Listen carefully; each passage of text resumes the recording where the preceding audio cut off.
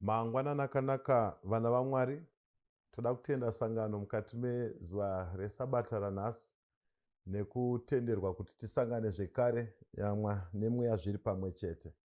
Tinotenda nekuti mukati megore ra2024 tatoone mazuva anoverengeka atatofamba tiri vapenyu, tiripo tichifema, uchitoonana nehama neshamwari, uchimuka uchienda kubasa. Zvinofanira kutendwa izvozvo izvi. Dzingori nyasha. Hakuna chimwe chinofanira kupiwa credit kunze kwenyasha. Dai Mwari vatitungamirira vatitira zvakanaka. Chishuwo changu kuti mukati megore iro riri tigone kuona nyasha dzaMwari, Mwari vachititira zvakanaka. Mukati mezuva ranhasi tine nyaya diki yatoda kuti tibate, titarise pamusoro pezvayo. Nyaya yehupenyu hwepanyika. Ndomusoro wenyaya. Hupenyu hwepanyika. Dai Mwari vatibatsira vatitungamirira. Ndonyaya yatiri kutofamba nayo, upenyu hwepanyika panapa. Munoziva kuti zvinoita sezvisina musoro kuti ungotaura pamusoro pehupenyu hwepanyika, because tagara tiri kutorarama. Saka tinozvitaurirei zveupenyu hwepanyika? Tiri kutohuexperiensa, tiri kuhuona. Saka zvingada mharidzo here izvozvi zveupenyu hwepanyika. But titenderei mumaminitsi mashoma aya muzuva ranhasi tingotarisa upenyu uhwu, Mwari vachitibatsira. Ndoda kutenda mukatarisa neni vhesi ratichatarisa, Mwari vachititungamirira, tinogona kungoshandisa muparidzi chapter 6 maybe. Kana tazowana mamwe atichawedzera, Mwari vachatitungamirira, but tida kunyanyotarisa muparidzi chapter 6 ndo yatichatarisa. Ndoda kuti muone chinhu ichi. Panyika patiri kurarama kune vanhu vari vapenyu but vasina upenyu. Batai mashoko aya, achazonzwisiswa kumberi. Kune vanhu vari kutorarama, vari kufamba, but ivo pachezvavo havana upenyu. Mwari ngavatitungamirire. Kune vamwe vari kutorarama vaine upenyu zvekare. Kozoita vamwe vane upenyu but vasiri kurarama. Mwari ngavatitungamirire, but tichatsanangura mumanzwi mashoma nyaya iyi. Inzwai sangano. Nyaya yanhasi yakandikoshera. Ndichiri musavadha akazara anotenda mukuuya kwaJesu kwechipiri. Ndichiri musavadha akazara anosimudzira tariro yedu mukuponeswa kwevanhu.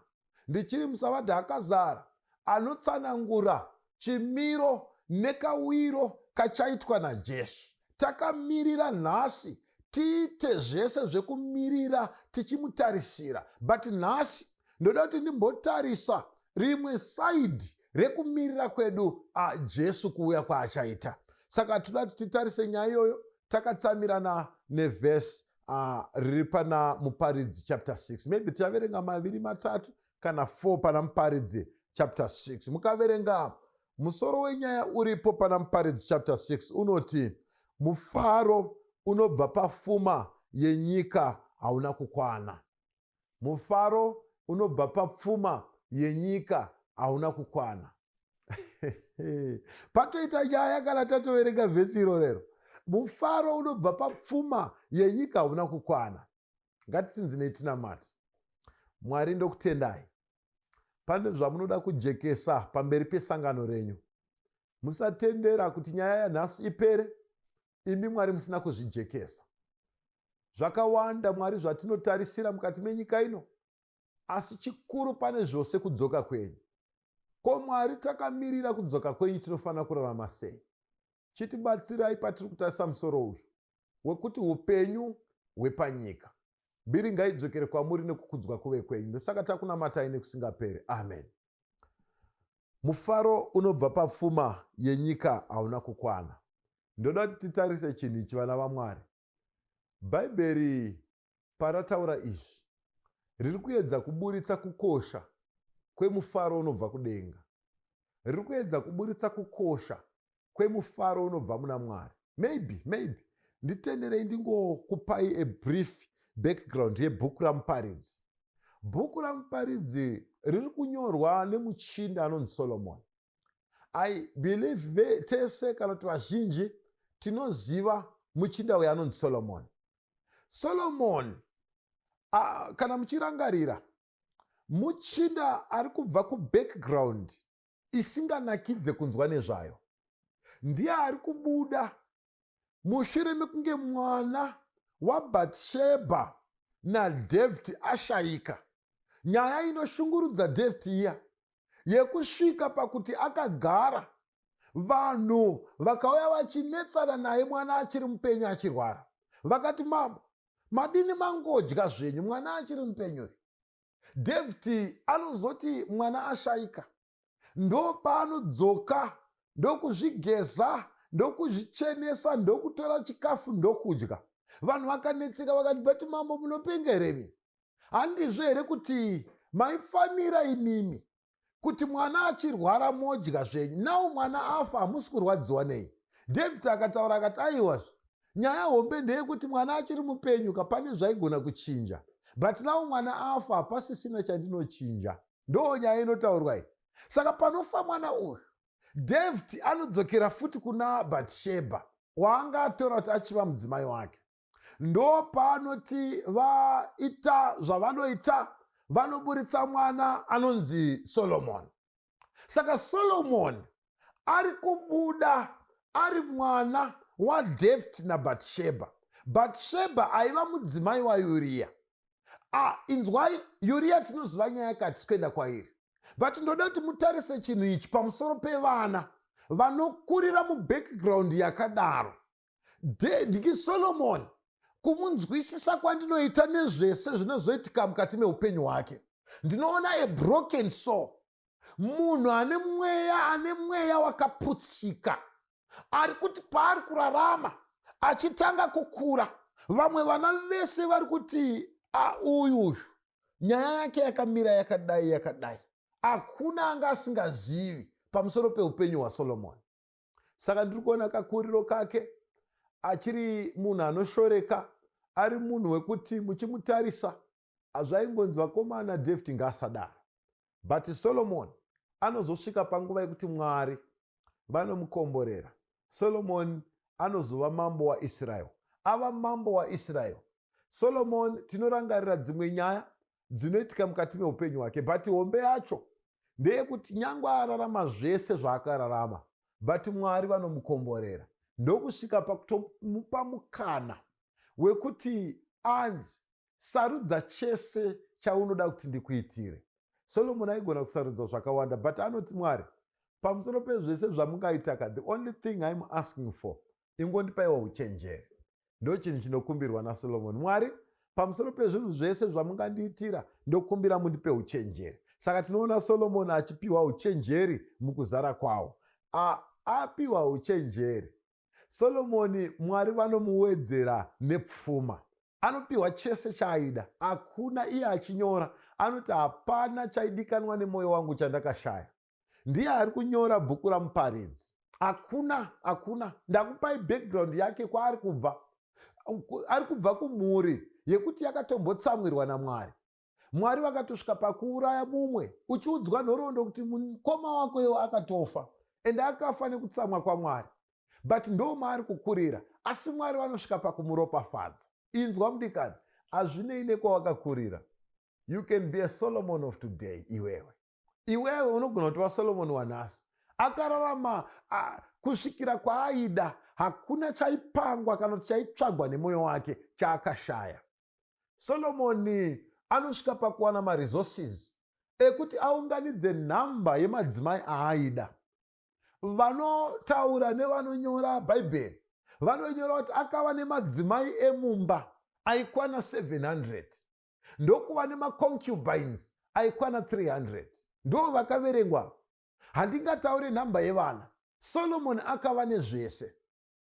Akatorarama, akatoita sekubva pamberi paMwari akaenda zvamuchosa. Asi Solomoni anozosvika pakunyora bhuku ramuparidzi. Ndo randoda kuti ndiburitse mukati mezuva ranhasi. Regai ndikudze vana vaMwari. Batai this background. Mavhesis andiri kuverenga haasi kunyorwa nemunhu akanga asina chaainacho. Ari kunyorwa nemunhu akatorarama, akawana zvese zvaidikanwa. Hakuna chaaida kudya chaaishaya. Aikwira kana kuti aigadha hosi raanoda, aifamba nemachariots yaanosarudza, aita zvaanoda, aiunzirwa zvinhu nemamwe madzimambo, aita zvese zvaanoda. Akanga asina chaakanyimwa mukati meupenyu. Saka meseji iri pana Muparidzi chapter 6, maonero angu nemanzwisisiro angu inoaplaya hayo kuvanhu vese, but zvakaoma mudikani kuti usina chauinacho wosvika pakutanga kunyora nekutaura sezvinotaurwa naSolomon pachapter 6. Ndoda kuti tizozvinzwisisa. Inzwai musoro wenyaya uri pana Muparidzi chapter 6. Anoti, mufaro unobva pafuma yenyika hauna kukwana. Mufaro unobva pafuma yenyika hauna kukwana. Mufaro unobva pafuma yenyika hauna kukwana. Inzwaika, tine vanhu vane zvinhu zvese zvinodikanwa mukati meupenyu, vanazvo. Ukaenda pamba pake, ane fleet of cars, mhando nemhando. Anotonetseka, anogona kutogara gore rese asina kupinda mune imwe yacho, nekuti dzakawanda. Anenge achitopinza dzimwe nyowani, anadzo. Mufaro unobva pafuma yenyika ino hauna kukwana. Hazvina kukwana mudikani kana uinazvo zvese izvozvo. Nyange ukava nefriji yekuti Deuta inotouya kuzosuplya zvinhu pamba pako, Ivins inounza zvinhu pamba pako, mazai nechicken nemaproducts avo ese, iwewo hauite kuenda kushopu, unotongofona, woudzwa, wotaura zvauri kuda, zvouya. Unounzirwa chicken in wakagara mumba, hauite zvekuendako, wakakosha zvakadaro. Inzwai vadikani, Solomon aiva nazvo zvese. Anosvika pakutaura, anoti mufaro wenyika ino hauna kukwana. Mufaro unobva pazvinhu zvenyika ino, papfuma yenyika ino hauna kukwana. Aya mashoko aya ndeachokwadi. Inzwai, ndinorevesa. Mufaro unobva papfuma yenyika ino hauna kukwana. Kune vanhu wekuti ane imba yakakurisa inotyisa, imba hombe yekuti anotogona kupedza nguva asina kutopinda mune imwe room, haatozivi marumu ake ese. Inzwai, mufaro unobva pafuma yenyika ino hauna kukwana. Kune mumwe mufaro unofanira kutsvagwa, unova mufaro unowanikwa muna Mwari. Mufaro unoapuruvwa naiye musiki, wekuti anotaura kuti mwana wangu ari kufara zveshuwa, nekuti ari kuzviita nenzira yandakataura. Ndoda kuti muone chinhu ichi chandoda kuti tinzwisise mukati mezuva ranhasi. Solomoni haasi kuti usava nepfuma yenyika ino. Ndo pataane nyaya yedu apa. Ndatsanangura uku kwemufaro wezvinhu zvepanyika ino. Vanhu vanazvo. Pane vamwe vakufungidzira kuti chitori chiKristu chakakwana kugara usina chauinacho. Iye akatozvivharira mupfungwa dzake, akatozviudza kuti isusu tinoponeswa muurombo, isusu tinotoponeswa zvitori right zvatiri izvizvi. But ndauya kuzokuudza mudikani kuti bhaibheri handiko katsananguriro karo. Solomoni achitaura haasi kuti usava nepfuma yenyika ino, ari kuti pfuma yenyika ino inotopa mufaro. Inzwai vana vaMwari, kana uisina pfuma yenyika ino, mufaro wako hauna kukwana. Ndinorevesazve, mufaro wako hauna kukwana. Inzwa mudikani, mufaro wenyika ino unobatanidza pfuma yenyika, wobatanidza pfuma yedenga, zvobatana zvoshandidzana. Usazvinyepera kuti chiKristu kuva murombo mukati menyika ino. Hausi muKristu nekuti uri murombo, uri muKristu nekuti wakafirwa naKristu. But nyaya ndoda kutaura nhasi, inyaya iri kuenda kune mumwe munhu agone kusimuka kubva palevho yaari aende pane imwe levho, nekuti Mwari vakazvitendera. Saka bhaibheri rinotaura, Solomoni onyora, wandatsanangura, anoti inzwai vadikani, chatiri kutsvagaka ndechekuswedera kuna Mwari. But usazozvinyepera kuti hanzi kana ndisina zvinhu ndaamutsvene zviri nani kudarika vanazvo. Uringori limited chete. Mwari ngavatibatsire. Inzwaka, Solomoni onyora pamavhesi andoda kuti titsanangure kubva pavhesi ya3.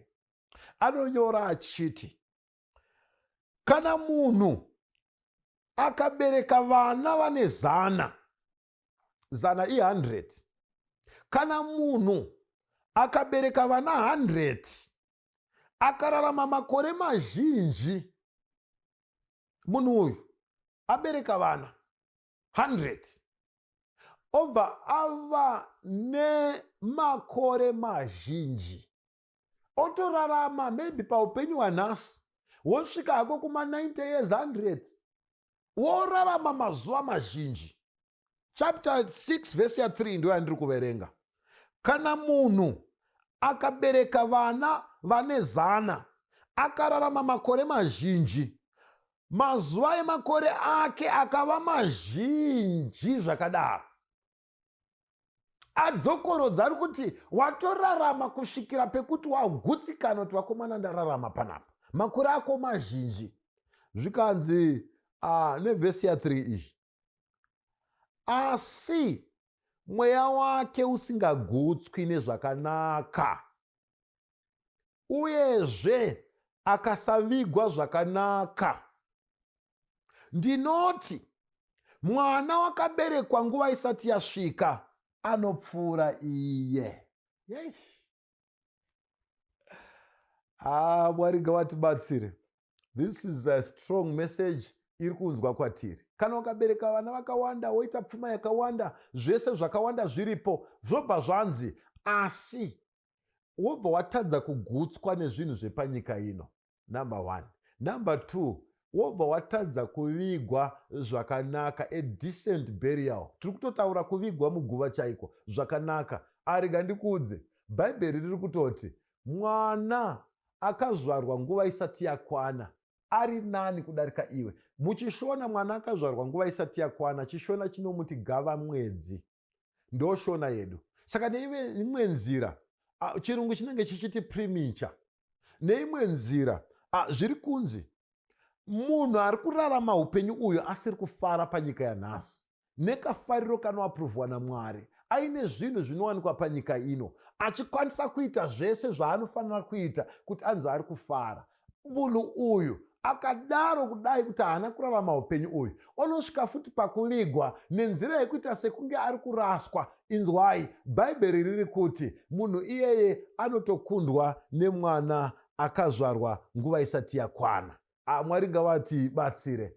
Pamwe pacho ukaramba uchidzika, regai ndingoverenga ndichidzika nayo, nokuti anouya asina maturo, anoendazve murima, zita rake rinofukidzwa nerima. Zvikanzi pawakapinda munyika, wakapinda usina chawakabata, wakanga usina maturo, ungori munhuwo angozvarwa. Then pauri kubuda, zviri kunzi uri kubuda usina kana any legacy, hauna kana anything chinokauntwa pamusoro pezita rako. Wakangorarama, ukararama, pasina chauri kuita mukati menyika. Zviri kunzidzwa munhu waMwari, dai usina kutozvarwa zvaiva nani. Inoenda pamberi obva yati, uyezve haana kuona zuva kana kuriziva mwana uyu anozvarwa ari gava ningi. Kune mwana akadaro, mwana akadai ane zororo kupfuura iwe. Zvikanzi mwana anotozvarwa ari still birth zvekare, aritori nani pane munhu akadai. Vana vaMwari, sori nekuti ndiri kutaura manzwa aya anoita sekunge ekutuka, but ndinorevesa ndo zvinorehwa nebhaibheri. Kune vanhu vari kurarama panyika ino vekuti Mwari vari kuvatora sekunge vasina kuexista because havana chavakakonzera pano panyika. Ndimuparidzi chapter 6 ndewe kuchema nguva yese. Iye akatozvudza kuti Jesu paakataura kuti varombo muchava navo nguva dzose, ndini mumwe wevarombo vacho, akatogutsikana, akatozviudza, pfungwa dzake dzikazorora, dzikanyatsoti tende mukati mekushungurudzika nekutambura. Vana vake iye ari mupenyu anotoshuvira kuti vabhadharirwe mafizi nevamwe varume, abhadharirwe mafizi nevamwe vanamai. Maoko anawo, inzwai, ane maoko atori nezvigunwe 5 uku 5 uku, ende ukatotarisa maoko acho akatokura. But munhu iyeye atori nemakumbo akakwana, zvese zviripo. Anotarisira kuti muupenyu hwake achararamirwa nekusapotwa nevamwe varume nevamwe vanhu. Munhu iyeye bhaibheri riri kuti gava mwedzi riri nani panaye. Chimwe chinhu chandinoona mukati meupenyu hwanhasi chandoda kuti mutarise ndechevanhu vekuti vavenga hama dzavo. Anotaura kuti hama yangu haindidi. Chaari kuti kudikwa nehama chacho haisi nyaya yekuiswa pachifuva wobhabhadzirwa. Ari kuti ndinozviziva kuti mukoma wangu vane mari yakawanda, but havadi kuti mari iyi ikwanise kuuyawo kwandiri. Ndinozviziva kuti munyika ino muningira wangu akaunganidza, but zvinhu zvake hazvisi kumbokwanisawo kupindawo mukati meupenyu hwangu. Anoda kupiwa. Bhaibheri riri kuti gavamwedzi riri nani panewe mudikani. Ndoda kuti mutarise chinhu ichi. Mwari vachitibatsira. Rarama upenyu hwako to the fullest. Tsvaga zvinhu zvinokufadza. Tsvaga zvinhu zvinokugutsa mukati menyika ino. Mwari vakazvitendera. Hauna kumbosikirwa kuva murombo.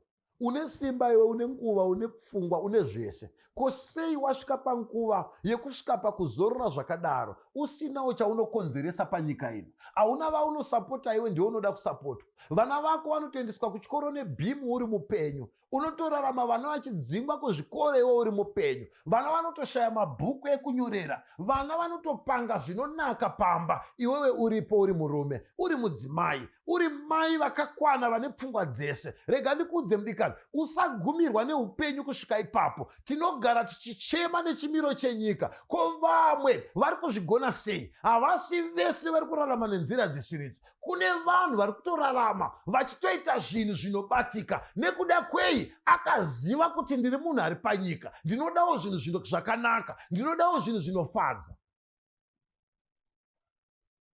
Kune zvinhu zvatazvinyima. Ende kuzvinyima kwataita haisi nyaya yekuti Mwari vanga vasingade kutipa. Inyaya chete yekuti hauna kuswedera kwazviri. Wona mudikani, kune vanhu vatuka vapfumi. Vamwe vakabata vhesi riri kuna Timothy rinonzi kuda mari ndo mudzi wezvivi. Inzwa munhu waMwari, mari inoshanda. Zvirevo onyora anototaura kuti mari chitori chitaviridzo. Mari is a defense. Mari, inzwa, yakakosha mukati meupenyu hwako. Pfuma yakakosha. Tine vanhu vari kutofa kwete nekuti nguva yanga yakwana, but nekuda kwekuti takashaya maresources ekubatsira hama yedu. Dai akawana vanomubatsira, akaendeswa kuchipatara, akanoitwa operation, nhasi dai tiinaye. But nekuti iwe hauna chauinacho, wakangotarisawo pamwe chete nedzimwe hama, chii chakonzera kuti ushaye chauinacho? Inyaya yekuti hauna kubatanidza pfungwa dzako nemuviri wako kuti zvinhu zvitange kufambidzana. Ndozviziva varipo vanotaura ndakamboedza icho, ndikaedza icho, ndikaedza icho. Rega ndikuudze mudikani, nyika ino ukaita zvaunoita inokuriwadha. Inzwa mudikanwi, Bhaibheri rinodaro. Uri kufanira kuti urarame panyika ino, wova nevana, wova nepfuma, wovigwa zvekare zvakanaka. Kune vamwe vashora hama dzinoenda kunotora mapolisi kunana Nyaradzo, kunana Doves, maakukoshesa munhu wakafa. IBhaibheri rinotodaro. Munhu anofanira kuwana a decent burial, kutounzirwa coffin rekuti rinenge richipenya riine gold, kutoisirwa maruva akakutenderedza. Zvakakosha mukati meupenyu hwanhasi, as long as uine maresources achikwana. Kune vanhu vararama upenyu hunonzwisa tsitsi vachinyepera chiKristu. Usanyepera chiKristu mudikani. Ungori murombowo zvako, hapana kana chiKristu chiri papo. Urombo hwako hapana. Ndiwo usina kuenda kunotsvaga. Dzikama mudikani, ugare pasi, ugadzirise pfungwa dzako, utange kutsvaga. Vamwe vanoita twunhu twudiki diki twekuti vanotanga kusimuka zvishoma nezvishoma. Mumwe akatanga kutobheka, akatanga kubheka zvimabhanzi chaizvo. Nhasi zviri kumusimudza zvichimuendesa kure. Mumwe akatanga kutochengeta mabroiler, akatanga ne25, ndobva apinda mu50, akapinda mu100, nhasi akuchengeta ma500. But iwe unotaura kuti handina pekutangira. Rega ndikuudze mudikani, nyika nekuzara kwayo ndeyaMwari. Ko iwewo kana uchiti unonamata Mwari, sei usinawo zvinhu zvaMwari wacho? Bhaibheri rinodaro. Munhu anorarama panyika ino, orarama asina zvinomukwanira, orarama achingoita zvese, achipemha nekuita sei, asiri kugara pasi kuti agadzirise upenyu hwake. Hatirambi kuti kune zvinhu zvinotiwira, zvimwe zvatisina simba pamusoro pazvo. but rega ndikuudze mudikani, isarudzo yako kuti wadonha urambe wakadonha, woramba uine stress dzekuti ndakadonha usiri kugadzirisa kuti umuke. Mwari vanotibatsira. Une simba rekumuka zvekare iwe, une simba rekutangisa patsva, une simba rekusimuka. Mwari vachiri kukuda, vane simba rekukuropafadza, ndo vanopa pfuma. Saka bhaibheri pariri kutaura riri kuti munhu anorarama panyika ino asina kuexperiensa upenyu hwakanaka, uyu munhu uyu anotokundwa nemwana asina kuzvarwa because haanangobvira aita stress. Mwari ngawatibatsire. Ndoda kuti ndiverenge zvekare this verse. Ndigai ndingowedzera rimwe chete vhesi iri. Tingonzwisisa chinhu ichi. Mwari vachinyora kubhuku raDeuteronomy vanonyora palapa, mukaenda pachapter 15 ndoda kuti mutarise vhesi ya12 mobva madzoka pavhesi ya5 nevhesi ya4. Regai tisvike pana Deuteronomy chapter 15. Ndoda kuti titarise mavhesi iwa. Inzwa mudikani, aya mashoko andiri kukupa aya hasi angu ndiye mubhaibheri. Usararama upenyu hwekuchema-chema upenyu hwako hwese. Hazvinei kuti chii chakuwinga, hakunei kuti wasangana nei, hazvinei kuti bhizinesi rako radonhera papi, hazvina basa kuti wabirwa zvese zvawanga waunganidza. You can start again. Unogona futi kuumba patsva ukasimuka ukaenda mberi. Tine vanhu vararama vachichema vekuti vamwe vacho vakutobohwa kusangana navo, ukangosangana naye chete wakutogadzirira nzeve kuti dzisangane nezvinosuwisa. Anogara ari wekuchema, anototizwa nevanhu because pese pausangana naye anenge achingopema nekutsvaka. Rega ndikuudze mudikani, kupema hakurambidzwe, but kana uchiri kugona kuzvibatanidzira, imbozvibatanidzira usabhese nevanhu. Moziva kuti kune vamwe vanhu vekuti uchidzokera kumusha kwawakakurira so, uchingosvika kungomhoresana naye so pagrowth point, asati atopedza kukupindura anenge atokumbira dhora. Ushe kuti chii chiri kuitika paari, anenge achigara ari patownship kudai.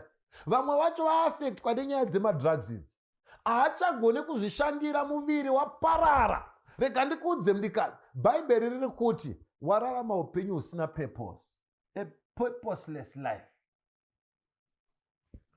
Dzokera patable utangidzise kudhirowa upenyu hwako, Mwari vachikubatsira. Deuteronomy anotaura chapter 15 ndoda kutarisa verse 12 pekutanga, ndobva ndadzoka pavhesi 4 nevhesi ya5. Verse 12 inoti, kana hama yako, alright, regai nditange nevhesi ya4. Mwari vatibatsire kuitira kuti nyaya yacho inzwisisike. Inoti panapa pavhesi ya4, asi usava navarombo pakati pako. Inzwa, teerera vhesi iri. Asi usava navarombo pakati pako, nokuti zviro kwazvo Jehovha ucharopafadza panyika yaunopiwa naJehovha Mwari wako kuti ive nhaka yako.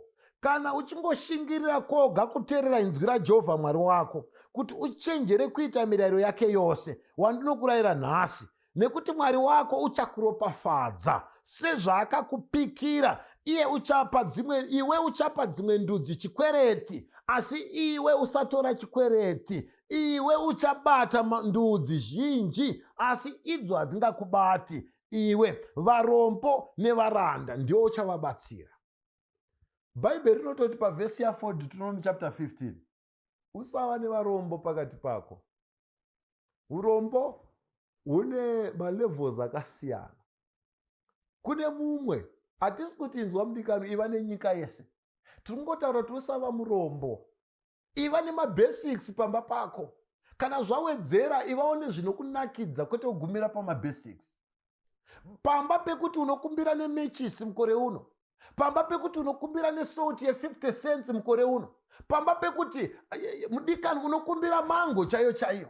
Inzwa, iva netikushoma twumwe twunongowanikwawo twekuti hatikude effort imwe inopfurikidza. Bhaibheri rinodaro, usava nevarombo pakati pako. Deuteronomy chapter 15. Kune vanhu varemera nyika, kune vanhu vava mabhedheni mukati menyika ino, vairemedza, vakapiwa nguva yekurarama, nguva yacho dai yakatowedzerwa kune vari productive. Dzoka mudikani, unogona kurarama zviri naniwe. Usava nemurombo pakati pako. Ndiri kutaura even nevanazvo. Inzwaika, mukaenda pavhesi ya12 inokuudza ichiti panapa, kana hama yako murume muHebheru kana mukadzi muhebheru achinge atengeswa kwauri akakubatira makore 6, iwe unofanira kumurega negore rechinomwe aende hake. Zvino kana uchimurega kuti aende hake, usamuendesa asine chinhu. Bhaibheri raitoti munguva yemahebheru iyi, nguva yaIsraeri, hawaifanira kugara nehama yako iri muranda kwemakore anodarika 7. Waifanira kuzoti achirarama kudaro newe achikushandira, pfuma yaari kuunganidza pamwe chete newe agone kuwanawo zvimwe zvaachabuda nazvo. Saka zvaitaurwa naMwari, hakuna muIsraelite aifanira kuramba ari mushandi. Waifanira kuti ukashanda uri kuunganidza capital. The next thing ndiwo wakutosimuka wakutotsvagawo vanokushandira uchivasimudza. But chanetsa mukati menyika yanhasi, tine vanhu vekuti atogutsikana nekuva mushandi, atogutsikana paari. Unomunzwa achitovhaira so, ndakazopiwa mota yekambani, ndakazopiwa chakati chekambani, inini ndakasvitsa 40 years ndiri pakambani. Mudikanwi, dzikama. Bhaibheri haritarisire izvozvo. Rinoda kuti usununguke, unamate Mwari usiri pasi pemunhu, une simba rekusimuka iwewe. Nyika chairi kutsvaga nhasi vanhu vachagadzira mikana yekuti vatobatsira vamwe kuti vagadzire zvimwe zvinhu. Rega ndikuudze mudikana, washaya here chaungatangawo mukati meupenyu? Unozvigona iwe, unozvigona. Vamwe vakatotanga kuumba matombo chaiwo, kumabatanidza, vakatotanga mapurojekti anotyisa. Vamwe vakatanga jecha chairo vakariunganidza vachitengesera vanhu. Vamwe vakatanga kutounganidza mashizha chaiwo vachigadzira mufudzi. Vakatarisa vakaona kuti tinogona kuita something. Ko sei hauna here kutsvaga kuti Mwari chamakandisikira chii? Yes, Jesu akadaro, varombo muchava navo nguva dzese, but ndiwe here wairehwa iwewe? Inzwa mudikana, anonzi murombo haasi murombo pane zvinhu zvinobatwa, murombo mukati mepfungwa. Haasi kuda kudhonza pfungwa dzake kuti dzisvike padzinoshanda, dziunganidze zvinofanira kuunganidzwa. Ukaona uchirarama mukati menyika ino, uchitomuka, munoziva kuti kune vanhu vanotyisa, vekuti anorara, kutorara chaiko. Omuka na 10 makuseni, ongomuka otsvaga chekudya, obva adzokera kunorara ari pafoni, oswera, ozongobuda 2 minutes, boys muri sei. Rega ndikuudze mudikana, uri kutambisa nguva yawakapiwa naMwari. You will be accountable for that time. Mwari vakatokupa kuti ufare panyika ino uve nazvo. Kufara kwatiri kutaura hakuswe kuunganidza madzimai, hakuswe kuenda kunzvimbo dzisingatenderwe naMwari, hakuswe kudini, but kufara kwekuti chinodikwa neupenyu hwako unochiwana. Unogona kutotakura mhuri kuti tiri kumboenda kuVictoria Falls. Nekuda kwei? Because zvekuendesa zviripo. Vanokuona varinge vachiti dziri kuvhaireti. Aiwa, Mwari vakazvitendera. Une simba rekufara panyika ino. Ndoda kunamata nemumwe munhu mukati mezuva ranhasi. Usagutsikana neurombo. Usagutsikana, ndinorevesa. Bhaibheri parakanyora mutemo weSabata, rangarira zuva rechinomwe, urichengete nekuti iSabata raJehovha Mwari wako. Vaitorevesa pavaitaura kuti ubate mazuva 6. Rega ndikuudze mudikana, kubata kwese kwaunoita, chese chawaita neruoko rwako chine profiti. Usagara wogutsikana. Mwari vachititendera, kune zvakawanda zviri kudzidzwa, mapurojekti akasiyana-siyana, zvipi zvakasiyana-siyana. Usaramba uri muranda mukati menyika ino. Jesu akatisunungura. Haana kungotisunungura chete panyaya dzekuenda kudenga, wakatisunungura zvekare panyaya yezviri pano panyika. Anotaura naPita rimwe zuva abvunza zvikanzi, chiko isusu takasiya tichaita sei? Zvikanzi muchapiwa zvapetwa rune 100 kubva paupenyu hwanhasi neupenyu hunouya. Ko sei iwe uchigutsikana? Sei uchigutsikana? Murandakadzi onyora, anotonyora achiti, panyika pano pari kufanira kutozova nevapfumi vachasponsa basa raMwari. Usagutsikana neurombo iwe. Ita basa iri kufanira kuitwa. Gadzira zvinogadzirwa, unganidza zvinounganidzwa, muri igone kurarama. Mwari vachitibatsira. Ndoda kupedzisa nekuverenga vhesi riri kuwanikwa kuna Hebrews chapter 6. Mwari vachitibatsira. Inoti kudiko Hebrews 6 pamusoro peupenyu hwedu hwanhasi. Inzwa mudikana. Hebrews chapter 6 toda kuenda pavhesi iri vhesi ya 11. Hebrews 6 toda kutarisa vhesi ya 11. Inoti, Zvino tinoda kuti mumwe nemumwe wenyu ashingaire saizvozvo kuti muve netariro yakakwana kusvikira pakuguma. Hatisi kubvisa nyaya yekuguma kwenyika, iripo. Tive netariro yakakwana kusvikira pakuguma, kuti murege kuva neusimbe, asi muve vateveri vaivo vanodya nhaka yezvipikirwa nenzira yekutenda nekutsungirira. Unozonodya sei zvekudenga zvepano panyika usina kugona kuzvidya? Unovhunduka iwe. The best chingatoitwa naMwari kukusiya kudenga kwacho, because uda kunoenjoya zvakanaka kudenga, unovhiringika kane zvakanaka. Tangira panyika pano, Mwari vakatipa simba rekuenjoya zvakanaka. Unofanira kugara imba yakanaka iwe. Upenyu hwese uchirenta, uchiroja. Upenyu hwese watobereka vana vane vana vavo, iwe uri mukati memba yekurenta, kutongoshaya chinzvimbo chekuti unogona kungokomberedza wotoga. Idzwa mudikana, Mwari chavari kutsvaga mukati menyika yanhasi, munhu achagona kurarama. Chimwe chinhu chinobva chataurwa, inzwaka, kararamiro kawakaita kanofanira kuzowitneswa zvekare nekavigirwa kwauchaita, kwete kuti kuvigwa uchabva waenda kudenga. Aiwa, inzwa mudikani, muguva mauri kutopinda, hapana chakaipa kuti mupinde kofini rinodhura, hapana chakaipa kuti uunganirwe nevanhu paine catering parufu rwako, paine vanhu vachange vaine zvingoro zvekutakurisa kofini, paine vanhu paine zvese zvinofanira kuvapo zvinofadza. Hakuna chakaipa. Chakaipa mudikanwi kuda kuedza kuita upenyu hwekuti unyepere vanhu zvisirizvo zvauri. Rega ndikuudze mudikani, kuunganidza Mwari havana kumbotirambidza. Une simba rekuunganidza iwe. Zvikanzi usava neusimbe, ukazoverenga panapa panobva panzi pavhesi ya13, nokuti Mwari pakupikira Abhurahama wakapika naiye amene nokuti wakanga asino mukuru kwaari. Akati, zviro kwazvo nokuropafadza ndichakuropafadza, nekuwanza ndichakuwanza. Nokudaro wakati atsungirira akawana chipikirwa. Abhurahamu haana kuwana ruponeso chete, waitova nevaranda. Abhurahamu waitova nezvinhu.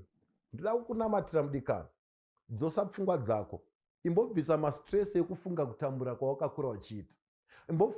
Imbobvisa mastress ekufunga zvakarasika mukati meupenyu hwako. Umbodzosa pfungwa dzako, utange kutarisa pauri nhasi, zvaungagona kuita nezvaungagona kumisa. Mwari vane simba rekukusimudza iwewe, vane simba rekukumisa, vanaro. Une simba racho iwewe, rakatoiswa mauri, ende unogona kurishandisa. Ndoda kuti tinamate tese. Aripo here ari kuti Mwari ndiropafadzeiwo semapromises amunopa mukati meshoko renyu. Kana uripo ndoda kuti usimuke. Mwari vatitire zvakanaka. Tinamate tese mukati mezuva ranhasi, Mwari vachititungamirira. Une simba iwewe rekutounganidza zvinounganidzika. Une simba rekurarama uchitonamata usina kana chakuvhiringa, asi pfuma uinayo. Usiri kurasika pfuma uinayo, discipline uinayo, unozvigona. Chiri kungotsvagwa naMwari ndechekuti uya pamakumbo avo, then shandisa simba ravakakupa, shandisa pfungwa dzavakakupa, shandisa chese chavakaisirwa mukati meupenyu hwako. Imbobvunza Mwari kuti makandipirei maoko, makandipirei makumbo, ko pfungwa makandipirei? Hadzisi dzekuti uve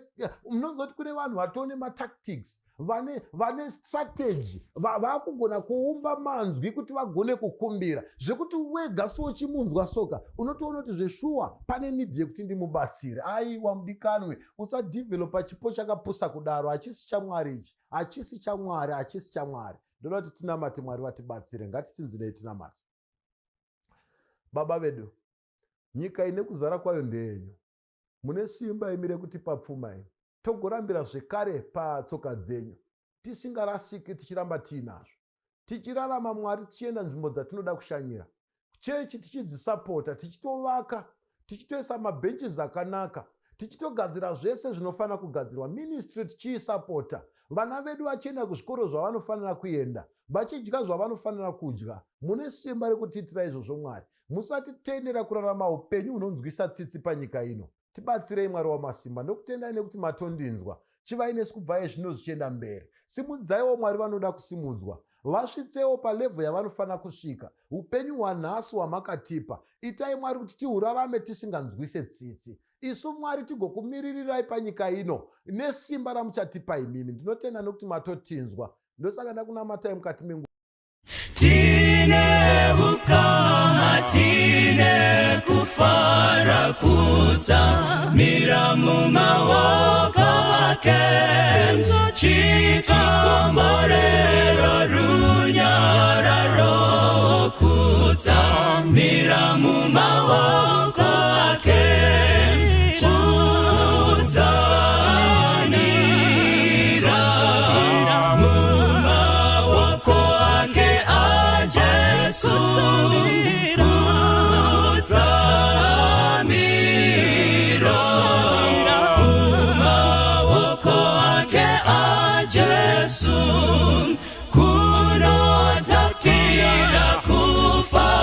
mzira kutsamira mumaoko ake nzira yapenya zuva nezuva kutsamira mumaoko ake kutsamira mumaoko ake a Jesu